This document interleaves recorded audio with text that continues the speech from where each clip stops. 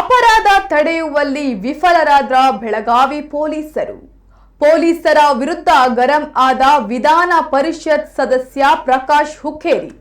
Chikkodi DSP ಹಾಗೂ ಪಿಎಸ್ಐರನ್ನು ತರಾಟೆಗೆ ತೆಗೆದುಕೊಂಡ ಪ್ರಕಾಶ್ ಹುಕ್ಕೇರಿ ಜೈನಾಪುರ ಬಳಿಯ ಕಾರು ಹೊತ್ತಿ ಉರಿದ ಸ್ಥಳಕ್ಕೆ ಭೇಟಿ ನೀಡಿದ್ರು. ವಿಧಾನ ಪರಿಷತ್ ಸದಸ್ಯ ಪ್ರಕಾಶ್ ಹುಕ್ಕೇರಿ ಪೊಲೀಸರ ವಿರುದ್ಧ ತೀವ್ರ ಅಸಮಾಧಾನ ವ್ಯಕ್ತಪಡಿಸಿದ್ದಾರೆ. ನಮ್ಮ ಭಾಗದಲ್ಲಿ ಕಳ್ಳತನ ಪ್ರಕರಣಗಳು ಜಾಸ್ತಿ ಆಗ್ತಿವೆ.